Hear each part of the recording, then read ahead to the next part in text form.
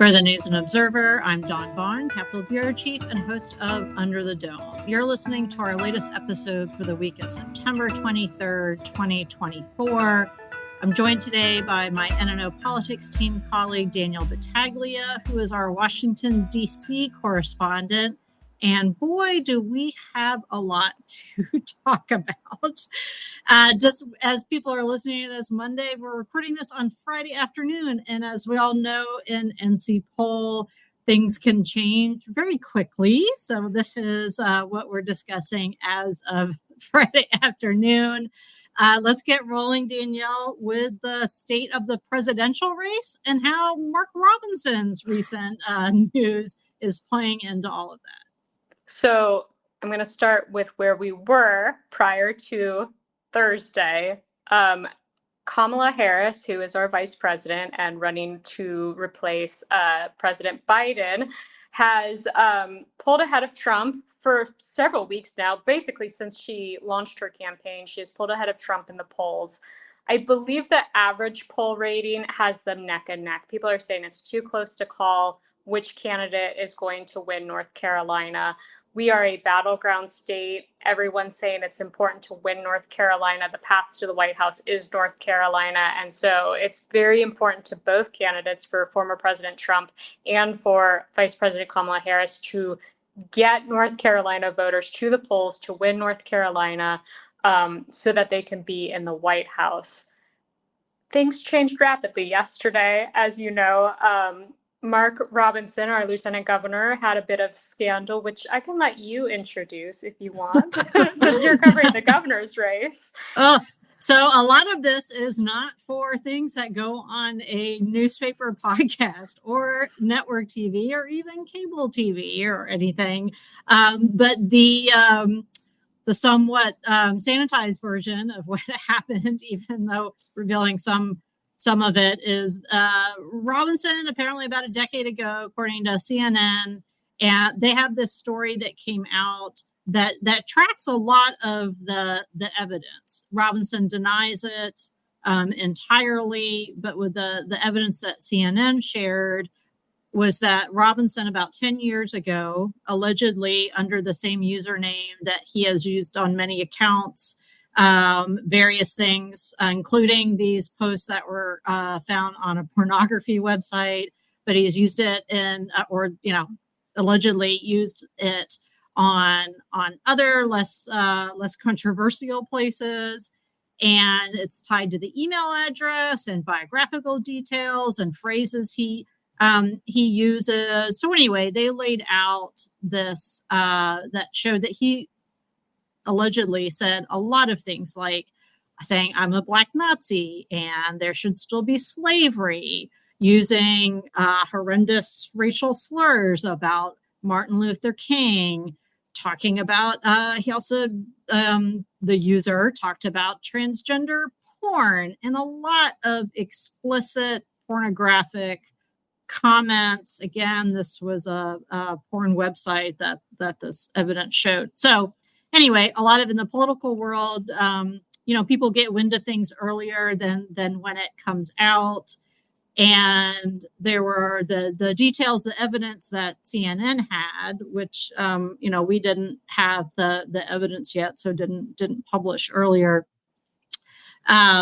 And then Robinson got ahead of it by putting out his own video on social media denying everything. And then a little bit later, CNN story comes out, and then online, and then CNN on TV has it in the interview Robinson, where he kind of says a lot of what he said in the video that he put out there himself, which is a denial, blaming his opponent, Democratic Attorney General Josh Stein, for it, but not saying a whole lot about the allegations itself. So this blew up, and the story isn't just about Robinson, right? It's about what you're saying, Danielle, with it's about Donald Trump, who endorsed Robinson. It's about Kamala Harris using it.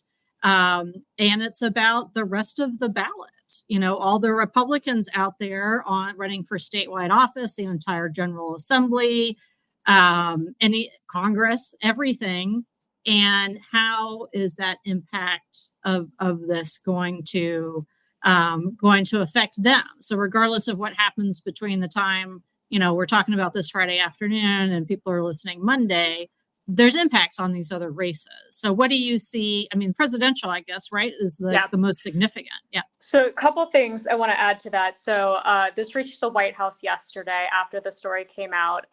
Karine Jean-Pierre had to address it in the White House press briefing, which she focused in on the anti-Semitism that was in it, because obviously he had said, I guess not obviously, but to people not paying attention to it, he had said he would have picked Hitler over some of the people in DC, and at the time that would have been President Barack Obama. And she called out anti-Semitism, said, we have to call this out. Elected officials need to call this out very strongly. And so that was like very hard. Just no, we're like, end of sentence. This is wrong. And I think that's important to point out because Josh Stein is a Jew.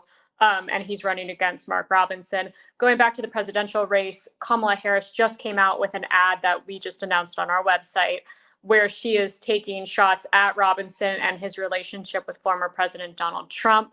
The ad is actually focused on abortion, but it cuts back and forth between his stances on abortion, so Mark Robinson's stances on abortion, and Donald Trump calling him a great man, great lieutenant governor, stand by him better than Martin Luther King, those kind of comments. And so this is going to run from now to Election Day. It's a multi-million-dollar ad. I believe it was like in the $300 million figure. And so that's going to be running on our airwaves. And they're really trying to lay in the relationship between Trump and Robinson. We haven't heard, I don't believe, from the Trump campaign at this point on his stance on what happened. We did hear from J.D. Vance a few moments ago, where he basically said his statement was that Kamala Harris is bad for the economy and left it at that. Robinson will be in North Carolina this weekend on Saturday to have a campaign rally. We're hearing he is not showing up. I have been hearing rumors for a while that Trump has, and for a while, I mean this week, that Trump has asked him not to come to the rallies. I don't know if that's true. I've also heard he has COVID. There's so many different rumors going on, but we believe that he's not going to be there. That Robinson isn't going to be there. Yeah, AP reported that. Yeah, AP reported that. I guess just reported. I only saw the headline that Robinson won't be there. And Robinson was not at JD Vance's rally in Raleigh just before this, and so we know that he wasn't there. Whether or not he was asked not to come or chose not to come. But, Trump doesn't like to be tied to candidates who lose, right? Because he likes talking about how his endorsements helped them win. And if it's clear they're going to lose, then he, would need to disassociate himself. And I feel like that's kind of where we are now. Are people deciding over the weekend about how are you going to not be taken down with the Robinson ship, assuming that's what happened. We need to take a break, but when we come back, we're going to talk more about Trump Robinson, the race, and even Congress. We'll be right back. Score more with the college-branded Venmo debit card and earn up to 5% cash back with Venmo Stash. Got paid back? With the Venmo debit card, you can instantly access your balance and spend on what you want, like game day snacks, gear, tickets, and more. The more you do, the more cash back you can earn. Plus, there's no monthly fee or minimum balance. Sign up now at Venmo.com/collegecard. The Venmo MasterCard is issued by the Bancorp Bank N.A. Select schools available. Venmo stash terms and exclusions apply at venmo.me/stash terms. Max $100 cash back per month. This episode is brought to you by White Claw Surge. Great podcast pick, friend. No surprises there. After all, you're all about finding the tastiest flavors out there, just like White Claw Surge. And with big, bold flavors to enjoy, like blood orange, blackberry, cranberry, and more, it's time to go all in on taste. Unleash the flavor. Unleash White Claw Surge. Please drink responsibly. Hard seltzer with flavors. 8% alcohol by volume. White Claw Seltzer Works, Chicago, Illinois. You're listening to Under the Dome. I'm Dawn Vaughn here with Danielle Battaglia. And before the break, we were talking about really all the fallout that is still falling about Republican Lieutenant Governor Mark Robinson and the CNN report that he denies, even when CNN like lays out, these examples of it, appears to have been Robinson making a lot of really vulgar, offensive statements about a wide swath of people in a different way. One thing to note, State Treasurer Dale Folwell is a Republican who was defeated in the gubernatorial primary by Robinson. He talked to us on Thursday about what he thinks, and he's one of only a few Republicans so far that have come out and denounced Robinson. Folwell, obviously he ran against him, so, doesn't like him anyway. But a lot of times when you lose in a primary, you'll, endorse the winner. That's not what happened. Folwell told me that this is just kind of going along with what he's been saying about Robinson for the past couple of years. Not that Robinson has said these things necessarily, but that in Folwell's view, that taxpayers and donors are being, quote, fleeced by Robinson. So people are spending a lot of money to help get him elected. And the taxpayer factor would be the fact that, Lieutenant Governor Robinson is, his salary, a six-figure salary, is funded by North Carolina taxpayers. So let's get back to kind of this hesitancy to say anything, Danielle, and what you think about the Trump factor in there, that people don't want to talk about it, but they're being asked about it. So what do they do? I think they're in a hard position right now because he obviously didn't drop out. He needed to drop out by midnight to come off the ballot. Republicans, I'm not sure there is as much support as they are trying to show even prior to this. We had a couple people, like you interviewed Scott Lasseter yesterday, I think. You interviewed Scott Lasseter yesterday, and we've got Dale Folwell. We saw Senator Tillis, who is tied up right now with some personal stuff. He came out with a statement that kind of basically said, let's focus on other races. He didn't mention Robinson, but it was very clear what he was saying there. So you've had a couple candidates there, but he's still in the race. They still need to get Republican voters to the poll. He's one of your top candidates because we don't have a Senate race here. The congressional races are pretty much decided except for in District 1. And so he is one of those driving forces to get people to the poll if they're not interested in the presidential race. But with that, he was already down 11 points from Stein, and his numbers are low when it comes to Trump supporters. So even Trump supporters who you would think would back Robinson, despite his rhetoric, are even saying this is too much for us. And so I think Republicans are struggling with, how do we stand behind this candidate that we've supported for so long, not let him drag down Trump and lose the White House, but also how do we keep him from dragging down our candidates lower down on the ballot? And so they're going to have to figure this out in, I think we're down to 40 something days. So this is going to be a lot of really quick decisions they're going to have to make on a PR front. I'm not sure they put out the strongest statement last night. People had very mixed reviews to it. And them being the NCGOP. So yeah, they've got a lot to deal with very quickly.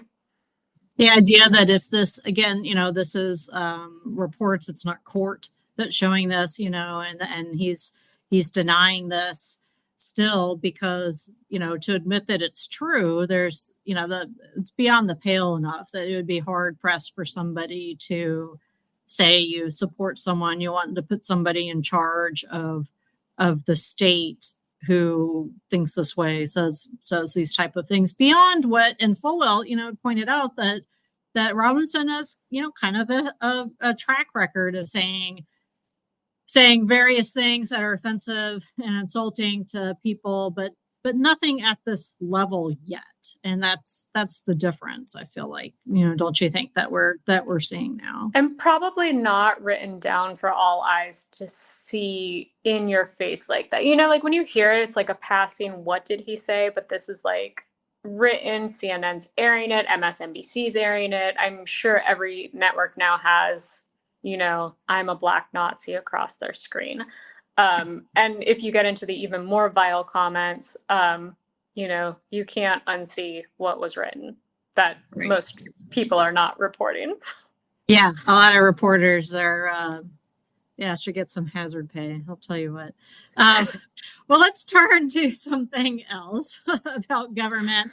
Congress, since that's what you are up in DC for. What's Congress doing? Well, let's pivot into my headliner of the week because this will be my focus nonstop for the next week. And this is my focus, I feel like, for the past year of my life. We are back to looking at appropriation bills. These are the bills, there are 12 funding bills that fund the government. We have to pass them by September 30th or we face a government shutdown. I feel like if I had a nickel for every time I say this on air, I'd be a millionaire by now. We aren't getting along in Congress. The Republicans are trying to save face, but on Wednesday, Mike Johnson, our House Speaker, put a bill forward that even Republicans didn't like. It had a poison pill in it, and they knew it would never get picked up in the Senate. They basically begged him not to put it forward. He put it forward anyways, which is not something that you see House speakers do very often. They usually know that they can get a bill through before they ever put it to the floor. And he called the bluff and said, I'm putting it forward. Republicans called the bluff right back and said, we're not voting for it. And it did not make it through the chamber. So they're back to the drawing board, figuring out how do we fund the government if we're not figuring out actual funding bills, just doing a continuing resolution which funds the government at its current level. He was trying to do it for 6 months. We're now looking at probably 3 months through December, which will be right before the new president takes office. And then we get to do this all over again. So if we don't get it together by September 30th, we could potentially be looking at a shutdown. Nobody wants to do that, partially because they want to look like they have their act together, and partially because they all want to go back to their districts to go campaign because Congress is supposed to be out all October. And if you remember, this is what made Patrick McHenry interim speaker for So 2 points on that. I remember being in high school in Northern Virginia decades ago with all the federal shutdown stuff. So honestly, this is an evergreen topic. And then a question for you, did you think Speaker Johnson was going to last this long compared just because of how upended everything was when it was North Carolinian up there? It was really hard to speculate on Speaker Johnson because we all were Googling who is Mike Johnson as he was becoming speaker, which is a weird place. We are a very large press corps up here, and for all of us to be who is this guy, that's not a great place to be in. And he came out of kind of nowhere. He had very controversial opinions. One thing that I've been fascinated by is, even though he is very far right in the things he has said in the past, he has basically come to the center to try to work with people. And so he's been more grounded than I expected him to be. And I think he's tried to work on both sides. And I'm sure Democrats are going to beat me up for that comment. All right, my pick for headliner is the North Carolina Press Association Awards, and all our colleagues here at the News and Observer and the Charlotte Observer got a lot of recognition, general excellence. Danielle, I'm going to pull up your awards. Won first place News Enterprise, second place Election Political Reporting for her coverage of Camp Lejeune. And Ted Budd Middle East trip, also the team, our coverage of the change in the public records law. So we had a staff award for the Henry Weathers Freedom of Information Act, which included myself, Kyle Ingram, Avi Bajpai, Luciana Perez Uribe Ginasi, and Dan Kane from our I team. And it's the same award that Danielle and I won last year. So we're keep plugging at everything we've done. Is there anything you wanted to add about that Bud or the Camp Lejeune stories, just so people remember that? Very grateful to get awarded for both of them. Talking to Ted Budd on that trip to Israel, I was not on the trip, but he talked about his trip. He was so emotional, and the impact of seeing a senator get tearful about what he saw after October 7th with the attack from Hamas. Just like very powerful story, very gripping, really impacted me as a writer. And I'm glad that it resonated with readers and the people who awarded this. With Camp Lejeune, I mean, if you follow that story, so many lives changed because of the water there. And so just to be awarded something, knowing that I had an impact, very, very grateful. And then for the whole team, just, you know, we try to do good work, and to see my colleagues recognized for the work, I'm so proud to be on this team. Danielle didn't make it to Raleigh for the awards this year, but you were there last year. So I love coming. Yeah, next round. All right, we are out of time. Thanks, Danielle, for all your time and dealing with all our continuing drama in DC. For the News and Observer, I'm Dawn Vaughn, and like I said, for Danielle, and our producers, Kevin Keister and Laura Brache, thanks for listening, and we will talk to you next time.